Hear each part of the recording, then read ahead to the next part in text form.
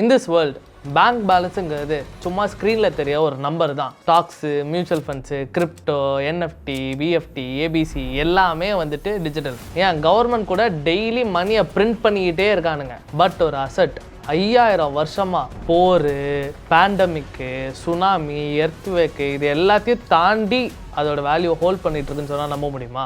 அதுக்கு பேர் தான் கோல்டு. பட் இந்த கோல்டுங்கிறது நம்ம வீட்டு லாக்கரில் பூட்டி வைக்கிற இந்த தகன்னு மின்ற சும்மா மெட்டல் மட்டும் கிடையாது. உங்கள் இன்வெஸ்ட்மெண்ட் போர்ட்ஃபோலியோவில் ஒரு கிரிட்டிக்கல் பார்ட்டை ப்ளே பண்ணுது. ஏன்னா 10 வருஷத்துக்கு முன்னாடி ஒரு 10 கிராம் கோல்டோட வேல்யூ வெறும் ஒரு 10,000-15,000 தான் இருக்கும். பட் அதுவே இன்னைக்கு 10 கிராம் கோல்டோட வேல்யூ ஆல்மோஸ்ட் 1,20,000. இப்போ நீங்கள் இந்த 10 கிராமை 10 வருஷத்துக்கு முன்னாடி வாங்கியிருந்தீங்கன்னா ஆல்மோஸ்ட் 10 டைம்ஸ் ரிட்டர்ன்ஸ் வந்திருக்கும் உங்களுக்கு. ஸோ இந்த வீடியோவில் கோல்டுனா என்ன, அது எப்படி செய்கிறாங்க, அதுக்கு எப்படி ப்ரைஸ் ஏறுது இறங்குது, அதில் எப்படிலாம் இன்வெஸ்ட் பண்ணுறது அப்படின்னு எல்லாத்தையுமே பார்க்க போகிறோம்.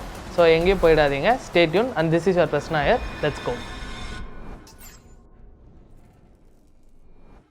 ஸோ வீடியோக்குள்ளே போகிறதுக்கு முன்னாடி I want to thank our partner Aura Gold. Aura கோல்டுங்கிறது இந்தியாவிலே one of the leading digital gold saving app. இப்போ பார்த்துக்கிட்டிங்கன்னா கோல்டு ஆல் டைம் ஹையில் இருக்குது. இந்த யூஎஸ்ல இருக்கிற இந்த ஃபெட் ரேட் கட்டு, இந்த ரஷ்யாவுக்கு உக்ரைனுக்கு நடக்கிற வாரு, ஓவரால் கோல்டோட டிமாண்ட் எல்லாம் இன்க்ரீஸ் ஆகிட்டே இருக்கிறதுனால கோல்டோட வேல்யூ இன்க்ரீஸ் ஆகிறதுக்கு நிறைய சான்சஸ் இருக்குது. இப்போ இதை யூஸ் பண்ணிட்டு நானும் கோல்டில் இன்வெஸ்ட் பண்ண போகிறேன்ட்டு கடையில் போய் நகையாக வாங்கினீங்கன்னு வச்சுக்கோங்க, ஒரு 10 to 12% வேஸ்டேஜ் வரும்.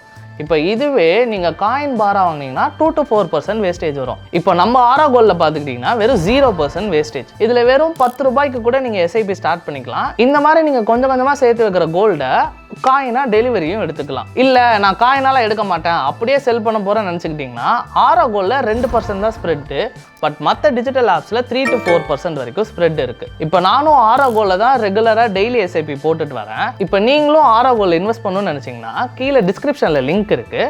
ஸ்டாங்ஸுங்கிற கோடை யூஸ் பண்ணிங்கன்னா நீங்கள் எவ்வளோ கிராம் ஆஃப் கோல்டு வாங்குறீங்களோ அவ்வளோ கிராம் ஆஃப் சில்வர் ஃப்ரீ. இப்போ ஃபார் எக்ஸாம்பிள் நீங்கள் 1 கிராம் ஆஃப் கோல்டு வாங்கினீங்கன்னா உங்களுக்கு 1 gram of silver absolutely free. இந்த ஆஃபர் வர நியூ இயரோட முடிஞ்சிடும். ஸோ அதுக்குள்ளே பல்காக வாங்கி வச்சுக்கோங்க.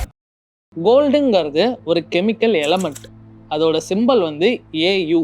ஏயுனா ஆரம்னு அர்த்தம். இந்த ஆரம்ங்கிறது ஒரு லாட்டின் வேர்டு. இந்த ஆரமோட மீனிங் என்னன்னா shining dawn or glow of sunrise. அதாவது சன்ரைஸ் ஆகிறப்போ ஒரு க்ளோ வரும்ல, அதுக்கு பேர் தான் ஆரம்னு லாட்டின்ல சொல்றாங்க. இந்த ஆரம்பை தான் சுருக்கி ஏயு அப்படின்னு கெமிக்கல் எலமெண்ட்டா வச்சிருக்காங்க. பீரியாடிக் டேபிள்ல பாத்தீங்கன்னா 79th எலமெண்டா இந்த கோல்டு தான் இருக்கு. கோல்டோட கெமிக்கல் ப்ராப்பர்ட்டிஸ் பாத்தீங்கன்னா கோல்டு வந்து கெமிக்கலி ரொம்ப ஸ்ட்ராங்கான மெட்டல்.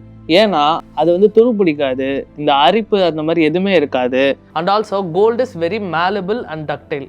அப்படின்னா 1 கிராம் ஆஃப் கோல்டை ஒரு தின் லைனாக வச்சோம்னா 2 கிலோமீட்டர் வரைக்கும் இழுத்துட்டு போகலாம் அதை. அண்ட் ஆல்சோ முக்கியமான விஷயம், கோல்டு வந்து ஒரு excellent conductor of electricity. But இந்த கோல்டோட ரியல் வேல்யூ எங்கேருந்து வருதுன்னா அதோட பற்றாக்குறைனால தான். ஏன்னா இந்த ஹோல் வேர்ல்டுலேயே 300 டன்ஸ் ஆஃப் கோல்டு மட்டும்தான் இருக்கு. அதுலேயும் ஒரு 200 டன்ஸுக்கு மேலே நம்ம மைன் பண்ணி எடுத்தாச்சு ஆல்ரெடி. ஸோ மீதி இன்னும் ஒரு 60,000 to 70,000 டன்ஸ் தான் இருக்கு. ஒரு வருஷத்துக்கு நம்ம 3000 டன்னை மைன் பண்ணுறோம். ஸோ அப்படி பார்த்தீங்கன்னா கூட இன்னும் ஒரு 20-25 வருஷத்தில் மைன் பண்ணுறதுக்கு கோல்டே இருக்காது. பலாயிரம் வருஷத்துக்கு முன்னாடி 2 மேசிவ் நியூட்ரான் ஸ்டார்ஸ் கொலைட் ஆனதுனால சூப்பர்னோவா ஆல்சோ நோன் அஸ் கிலோனோவா அப்படிங்கிற ஒரு எக்ஸ்ப்ளோஷன் நடந்தது. அந்த எக்ஸ்ப்ளோஷன்ல இருந்து குட்டி குட்டி பார்ட்டிகல்ஸா வந்து இந்த யூனிவர்ஸ் ஃபுல்லா ஸ்ப்ரெட் ஆச்சு. அப்படி ஸ்ப்ரெட் ஆன அந்த பார்ட்டிகல்ஸ்ல குட்டி குட்டியா கேப்சர் ஆன அந்த டஸ்ட் பார்ட்டிகல்ஸ் தான் நாளாக நம்ம ஏர்த்ல வந்து கோல்டா ஃபார்ம் ஆச்சு. ஸோ இவ்வளோ ரேரான மனுஷனால உருவாக்கவே முடியாத மெட்டலுக்கு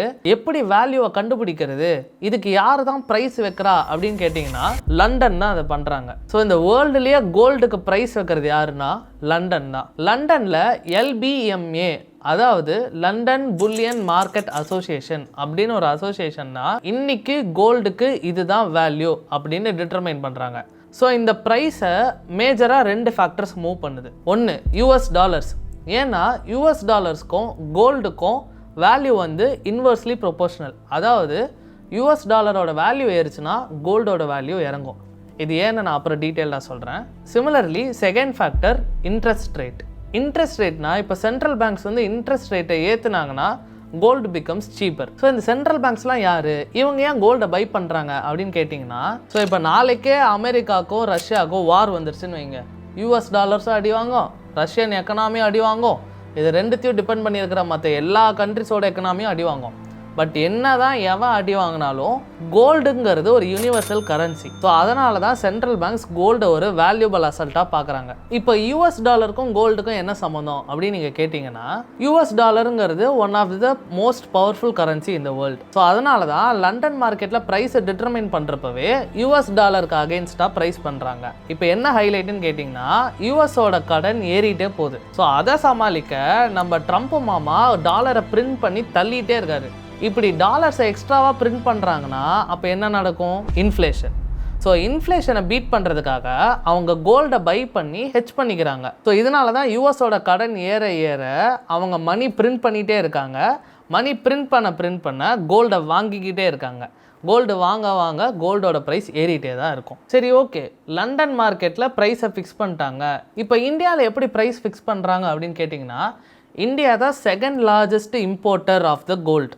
அதாவது வேர்ல்டுலேயே கோல்டு வாங்குகிற நேஷன்ஸில் இந்தியா தான் நம்பர் 2ல் இருக்காங்க. ஸோ அதனால் இந்தியாவில் கோல்டு ப்ரைஸை அஃபெக்ட் பண்ணுறது மேஜராக 2 பாயிண்ட்ஸ். ஒன்று இம்போர்ட் டேக்ஸஸ், ரெண்டாவது ஜிஎஸ்டி. இது ரெண்டுத்தையும் சேர்த்துனாலே ஆல்மோஸ்ட் 15% டிஃப்ரென்ஸ் வருது. இதில் இன்னொரு ஹைலைட் என்னென்னா, இந்தியாவில் கோல்டுக்குன்னு ஒரு ரெகுலேட்டரி பாடியே கிடையாது. செபிக்கும் இதுக்கும் சம்மந்தம் இல்லைன்னு இப்போ ரீசெண்டாக தான் ஒரு அறிக்கை விட்டான். ஸோ இதனால் இங்கே என்ன நடக்குதுன்னா, அந்தந்த ஸ்டேட்டில் இருக்கிற கோல்டு ஜுவல்லர்ஸ்லாம் ஒரு அசோசியேஷன் மாதிரி ஃபிக்ஸ் பண்ணிக்கிட்டு இதுதான் இன்னைக்கோட ப்ரைஸ் அப்படின்னு டிட்டர்மைன் பண்ணுறாங்க. ஸோ இது நீங்கள் நம்பலைன்னா கூகுளில் போய் செக் பண்ணி பாருங்கள்.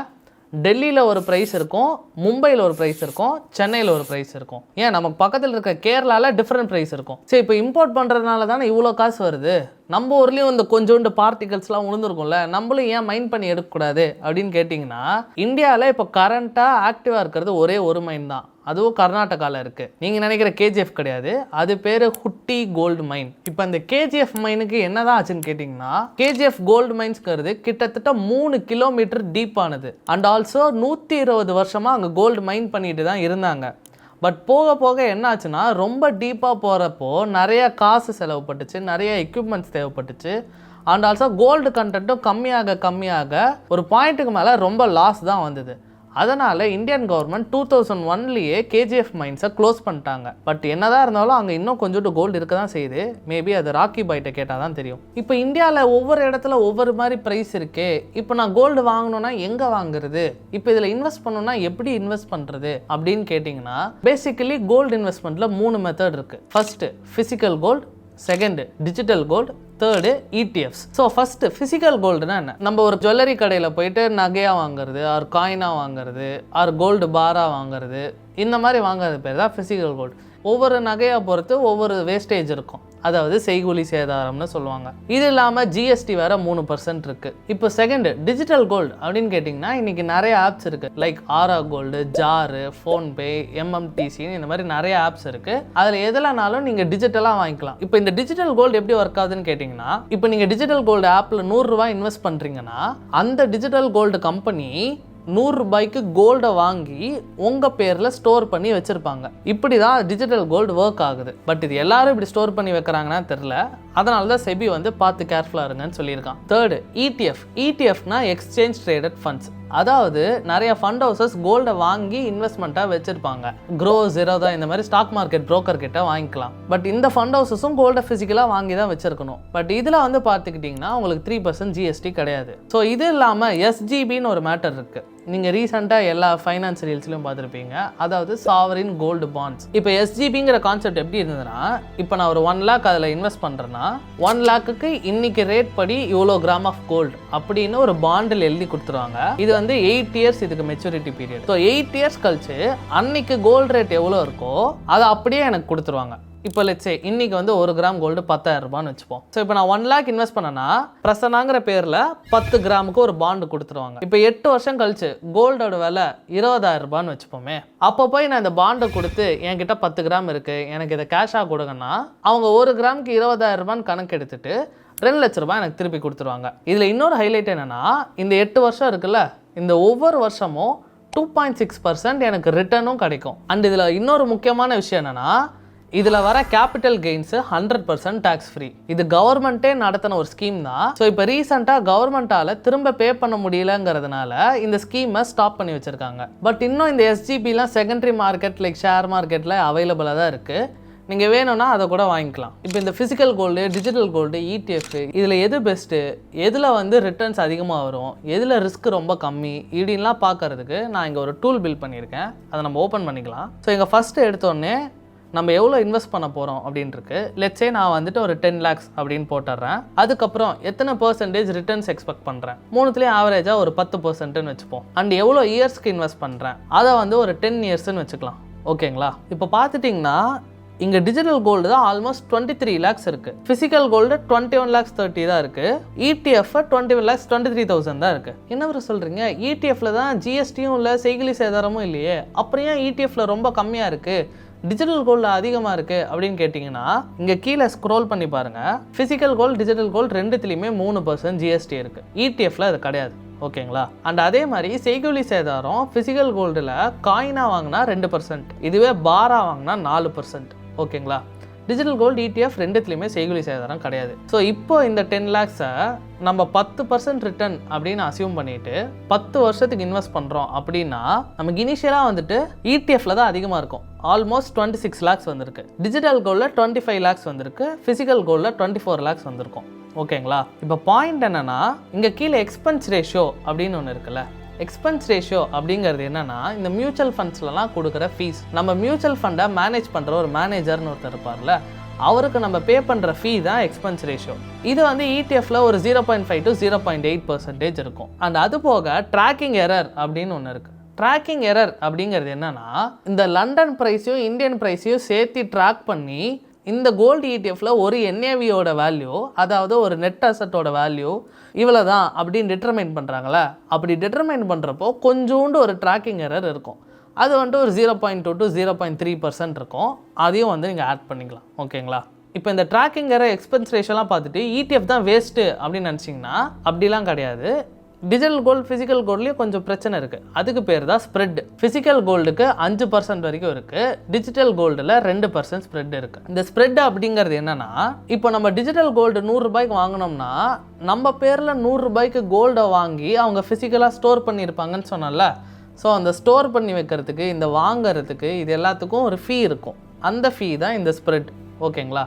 அது ரஃப்லி ஒரு 2 to 3% இருக்கும். ஆரா கோல்டில் 2% தான் இருக்குது. இப்போ இதுவே நகை கடையில் பார்த்துக்கிட்டிங்கன்னா, நகையை நீங்கள் இன்றைக்கே வாங்கி இன்றைக்கே விற்றீங்கன்னா அதே வேல்யூக்கு எடுத்துக்க மாட்டாங்க. அது வந்து ஒரு 4 to 5% கம்மியாக தான் எடுத்துப்பாங்க. அது வந்து ஃபிசிக்கல் கோல்டில் இருக்க ஸ்ப்ரெட். ஓகேங்களா? இப்போ இது எல்லாத்தையும் சேர்த்து அப்பாடா இதுதான் நம்ம ஃபைனல் வேல்யூ அப்படின்னு நினச்சிங்கன்னா, நம்ம நிர்மலா சீதாராமன் ஆண்டி கதவை தட்டி, தம்பி கேபிட்டல் கெயின்ஸ் டாக்ஸை கொடுப்பா அப்படின்னு கேட்பாங்க. ஷார்ட் டேர்ம்னா ஆல்மோஸ்ட் 20% கேபிட்டல் கெயின்ஸ் டாக்ஸ் இருக்கு. இதே லாங் டேர்ம்னா 12.5% கேபிட்டல் கெயின்ஸ் டாக்ஸ் இருக்கு. இந்த கேபிட்டல் கெயின்ஸ் அப்படிங்கிறது என்னன்னா, இப்போ நான் வந்து 10 லட்சம் இன்வெஸ்ட் பண்ணியிருக்கேன், 5 வருஷம் கழிச்சு அது 15 லட்சமா மாறிடுச்சு அப்படின்னா, இந்த கேபிட்டல் கெயின் ஆயிருக்குல்ல, இந்த 5 லட்சம் ரூபா, இந்த 5 லட்ச ரூபாயில் நான் இத்தனை % டாக்ஸ் கட்டணும் அப்படின்னு இருக்குது. அது கெயின் ஆனதுக்கும் கவர்மெண்ட்டுக்கும் சம்மந்தம் கிடையாது. ஆனால் டாக்ஸ் மட்டும் கண்டிப்பாக வாங்கிப்பாங்க. அதை நம்ம கட்டி தான் ஆகணும். இந்த capital gain tax, spread, GST, அது இதுன்னு எல்லாம் போக ஃபைனலாக 10 வருஷம் கழிச்சு நம்ம கைக்கு வருது எவ்வளோன்னு பார்த்தீங்கன்னா, டிஜிட்டல் கோல்டில் 23 lakhs கிட்ட வருது. இதுவே ஃபிசிக்கல் கோல்டு பார்த்தீங்கன்னா 21.3 lakhs வருது. ETFல வெறும் 21.2 lakhs தான் வருது. ஓகே ப்ரோ, இது எல்லாமே ஓகே, இது இல்லாமல் வேறு ஏதாவது பிரச்சனை இருக்கா அப்படின்னு கேட்டிங்கன்னா இருக்குது. நம்ம ஃபிசிக்கல் கோல்டாக வாங்கினோம்னா அதுக்குன்னு தனியாக ஸ்டோர் பண்ணி வைக்கிறதுக்கு லாக்கர் சார்ஜஸ், அது இதுன்னு ஏகப்பட்ட சார்ஜஸ் இருக்குது. அண்ட் ஆல்சோ ஃபிசிக்கல் கோல்டோட ப்ரைஸை டிட்டர்மைன் பண்ணுறது அந்த ஸ்டேட்டோட அசோசியேஷன் தான். இப்போ இதுவே டிஜிட்டல் கோல்டுன்னு எடுத்துக்கிட்டிங்கன்னா, டிஜிட்டல் கோல்டில் இருக்கிற பெரிய பிரச்சனை ரெகுலேட்டரி பாடி கிடையாது. பட் கூடிய சீக்கிரத்தில் அவங்களே தனியாக செல்ஃப் ரெகுலேட்டரி பாடி கொண்டு வரேன்னு சொல்லியிருக்காங்க. இப்போ தேர்ட் ETFன்னு எடுத்து ETFல கதையே வேற. பை அண்ட் செல் டிமாண்டை பொறுத்து தான் NAVயோட வாலட்டிலிட்டி அதிகமாக இருக்கும். இப்போ ரீசெண்டாக நடந்த கரெக்ஷனில் ஒரு சில மியூச்சுவல் ஃபண்ட் கம்பெனிஸ்லாம் கோல்ட் அண்ட் சில்வரை வாங்குறதே நிறுத்திட்டாங்க. இந்த மாதிரி ஒவ்வொரு அசட்லையும் ப்ரோஸும் இருக்கு, கான்ஸும் இருக்கு. சரி, நீ எதுலடா இன்வெஸ்ட் பண்ணியிருக்க அப்படின்னு கேட்டிங்கன்னா, நான் 3த்துலேயும் இன்வெஸ்ட் பண்ணியிருக்கேன். ஒன்று ஃபிசிக்கல் கோல்டு, இங்கே பார்த்தீங்கன்னா தெரியும். ஸோ இதுதான் நான் வச்சிருக்கிற ஃபிசிக்கல் கோல்டு. ஆல்மோஸ்ட் ஒரு 100 grams இதில் இருக்கும். அண்ட் இது போக கோல்டு ETFலையும் நான் இன்வெஸ்ட் பண்ணியிருக்கேன். அண்ட் அது மட்டும் இல்லாமல் ஆரா கோல்டில் டெய்லி SIPயும் போட்டுட்ருக்கேன் நான். So physical gold, digital gold, ETF இந்த மாதிரி 3த்துலேயுமே நான் இன்வெஸ்ட் பண்ணியிருக்கேன். அப்போ நானும் எல்லாத்துலேயுமே இன்வெஸ்ட் பண்ணுவேன் அப்படின்னு கேட்டிங்கன்னா அப்படிலாம் கிடையாது. உங்களோட ரெக்குயர்மெண்ட், உங்களோட இன்வெஸ்ட்மெண்ட் கேபிட்டலை பொறுத்து நீங்கள் இதில் வேணால் இன்வெஸ்ட் பண்ணிக்கலாம். அண்ட் ஆல்சோ நீங்கள் இந்த டூலை யூஸ் பண்ணி நான் இவ்வளோ ரூபாய் இன்வெஸ்ட் பண்ண போகிறேன், இத்தனை வருஷம் கழிச்சு எனக்கு இத்தனை % ரிட்டர்னில் எனக்கு எந்த டைப் ஆஃப் இன்வெஸ்ட்மெண்ட்டில் நிறைய ரிட்டர்ன்ஸ் கிடைக்கும் அப்படிங்கிறதையும் நீங்கள் பார்த்துக்கலாம். பார்த்துட்டு உங்களுக்கு ஏற்ற மாதிரி நீங்கள் இன்வெஸ்ட் பண்ணிக்கோங்க. ஓகேங்களா? அண்ட் இதில் முக்கியமான விஷயம் என்னென்னா, உங்கள் போர்ட்ஃபோலியோவில் அட்லீஸ்ட் ஒரு 10 to 20% கோல்டு இருக்கிற மாதிரி பார்த்துக்கோங்க. ஏன்னா உங்களுக்கே தெரியும் மார்க்கெட்ஸ் வந்து எவ்வளோ வாலட்டைலாக இருக்குன்ட்டு. பட் அந்த வாலட்டிலிட்டியை பேலன்ஸ் பண்ணி ஆவரேஜ் அவுட் பண்ணுறதே கோல்டு அண்ட் சில்வர் தான். ஓகேங்களா? ஸோ இந்த கோல்டை வந்து ஒரு இன்சூரன்ஸ் மாதிரி நினச்சிக்கோங்க. So that's it guys. Gold வந்து எங்கேயோ யூனிவர்ஸில் க்ரியேட் ஆகி இந்த எர்த்தில் வந்து ஃபார்ம் ஆகி அதை நம்ம தோண்டி எடுத்து அதை வந்து கோல்டாக மாற்றி லண்டனில் ப்ரைஸை வச்சு இந்தியாவுக்கு இம்போர்ட் பண்ணி அதுக்கப்புறம் நம்ம கையில் கழுத்தில் இந்த மாதிரி செயின்லாம் போடுறப்போ இது எவ்வளோ ப்ரெஷியஸான மெட்டல்னு உங்களுக்கே தெரியும். ஸோ அதனால் வந்துட்டு எந்த டைப் ஆஃப் கோல்டில் இன்வெஸ்ட் பண்ணுறோம் அப்படிங்கிறது முக்கியம் இல்லை, இன்வெஸ்ட் பண்ணுறோமா இல்லையாங்கிறது தான் முக்கியம். ஸோ அதை மட்டும் மறக்காமல் பண்ணிவிடுங்க. So this is guys. இந்த வீடியோ பிடிச்சிருந்தா லைக் பண்ணுங்கள், ஷேர் பண்ணுங்கள், சப்ஸ்கிரைப் பண்ணுங்கள். அண்ட் அடுத்து என்ன மாதிரி வீடியோஸ் வேணும் அப்படிங்கிறதையும் மறக்காமல் கமெண்ட் பண்ணிடுங்க. அண்ட் இந்த கோல்டு ரிட்டர்ன்ஸ் கால்குலேட்டரோட லிங்க்கையும் நான் வந்து டிஸ்கிரிப்ஷனில் கொடுத்துருக்கேன், அதையும் மறக்காமல் யூஸ் பண்ணி பார்த்துக்கோங்க. So when stocks is here, no more fear. Cheers.